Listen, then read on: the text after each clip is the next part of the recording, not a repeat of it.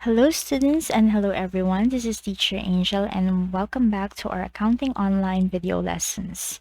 Previously, we discussed about the accounting for bonds, particularly the term bonds and the serial bonds.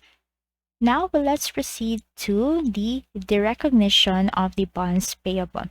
How do we derecognize or retire our bonds payable? So a financial liability should be removed from the SFP when and only when it is extinguished.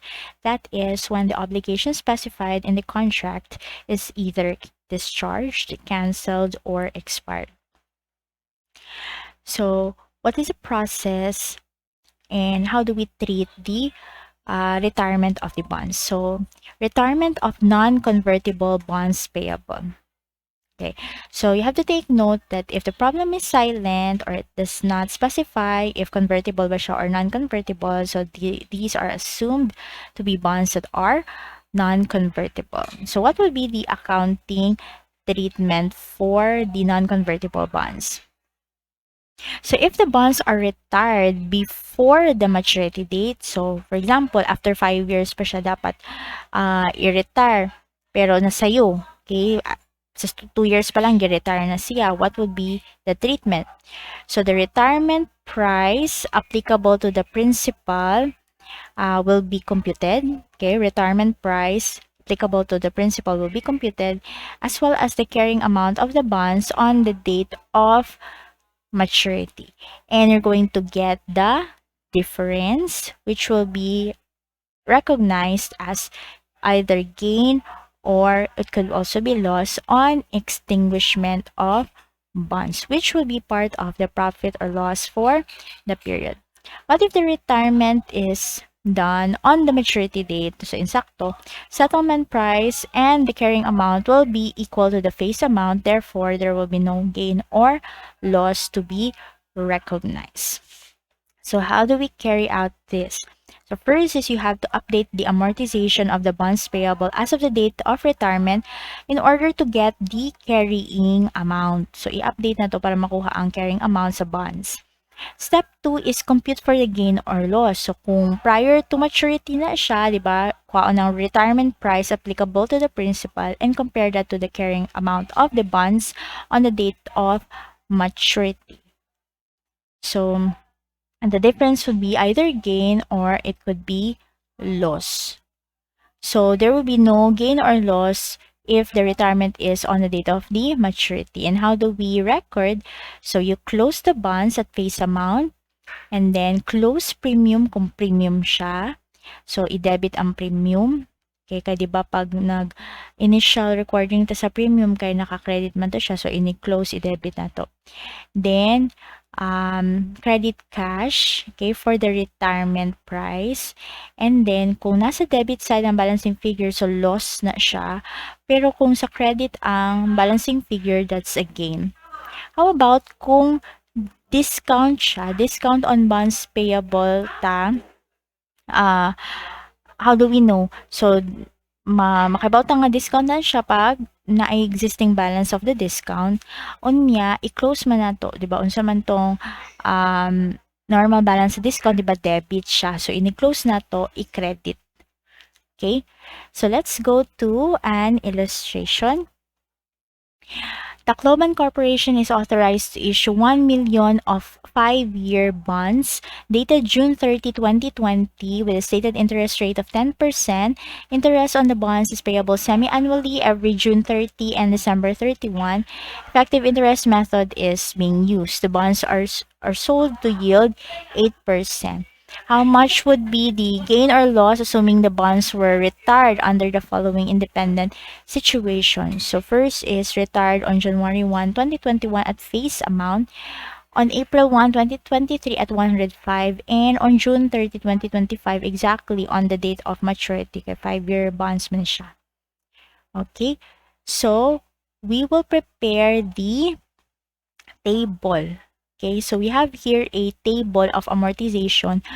Assuming nga kumpleto kanang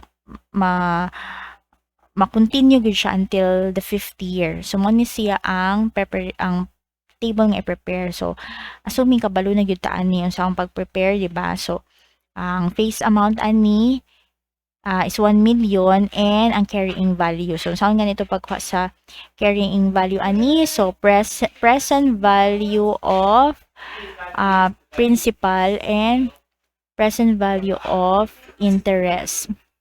Okay, so semi-annual man siya, so you have twice a year, di ba? So this would be 5% and this would be 4%. Okay, so you have 1.04 and how many pairs man? 5 times 2, so 10.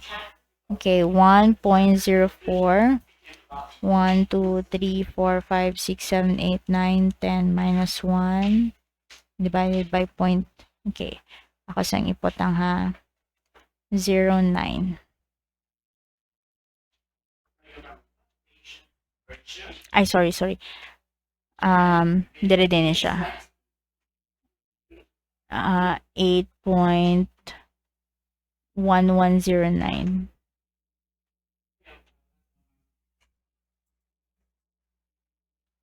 Okay. So, present value of 1.04. 1, 2, 3, 4, 5, 6, 7, 8, 9, 10. So, 0.6756. Okay, sakto ba? 0.6756 times 1 million. So, 675,600. 1 million times 5% kay half a year man siya times 8.1109.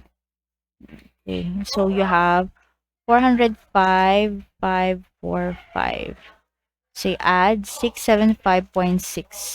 Okay, sakto. 181,145. So kani siya times 1 million times 5%. Yung 5 gani siya kay semi-annual man. Nya kani 1 million. Okay. So man siya pagkuha sa carrying value on June 30. So kaning interest expense gyud ni siya pagkuha. So katong present value times the effective rate nga 4%. So let's check. 1,081,000 times 4%. So 43,246. Okay, correct. Kani nominal rate 1 million times nominal rate of 5%. Get the difference. So that's 6,754. Okay. And you get the kanang difference. Okay, i-minus siya. So 1,081,145 minus 6,754. So you will get 1,074,391. Okay? So you have nga naman nga i-minus man ni siya because 'di ba ang imuhang issue price here present value kay 1,081,145. So this is your proceeds, 'di ba, which is equivalent to your proceeds greater than the face amount. So therefore kinahanglan natong i-reduce ang carrying amount in order to reach our face amount. Okay? So, di ba, ang goal sa pag-amortize is kinahanglan at the maturity date mo reach na ang amount to the face value. So, para ma-reach na to ang face value ng 1 million, kinahanglan na tong alam mo og deduct. So, you will get 1,074,391. Then, kanina sad, multiply nimo by 4%, you will get this one and so on. So, gamon na to ang table until this one. So, this is supposed to be ani ni siya. Okay, 9667. So, okay, pila man dapat ni siya. 50 million minus 4387.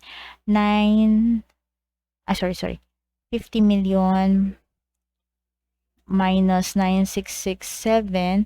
This is 40,333. Okay. So what would be the carrying value kung gi-retire siya on January 1, 2021? Now, sa table, January 1, 2021. Wala may January 1, 2021 diri, ma'am. Only December 31, 2021, ya, June 30 na pod, 2022. Ano na pod? Okay, asa man ani. So, remember nga, January 1, 2021 is a day after December 31, 2020. So, kani ang gamiton. Okay? So, you have 1,074,391 i-compare sa retirement price. Ang sige ingon sa retirement price, face amount. So, imong retirement price, mauni siya imuhang mabayaran. Okay? Di ba? Pag i-retire na to, kita may mo pay. So, we pay for the bonds. Okay? So, atong bayaran. So, silbing i-extinguish na nato sa iyo ang utang. So, bayaran nato siya for 1 million. Unyang carrying amount sa bonds kay 1,074,000. So, mas gamay ang atong nabayad kumpara sa carrying amount. Then, naatay gain. Okay? Nakaginansya ta. Okay, now, what if gi-retire siya on April 1, 2023? Asa may April 1, 2023? Ani? Ang April 1 naa sa taliwa sa December 31, 2022 o June 30, 2023, di ba? Na siya sa middle na diri si April. So pila may carrying amount. So we have to update the amortization until April. So manukad ta sa date prior. Asa may date prior ani sa April. Kani siya prior ni siya nga date. So pila man ang carrying amount kani. Okay, kani siya. Date prior, man siya 1,044,562. Ang amortization from December 31 until June 30 is pila man siya. Kani siya 8,218. Okay, di ba? From December 31 until June 30, 2023. So, kauni mo ang fraction. Ang date man kay April 1. So, you count from December 31, 2022 to April 1, 2023. So, pinaman ka months. December 31. So, January, February, March. So, 3 months. And 8,218 is good for 6 months. So, therefore, kung ano yung fraction, 3 over 6.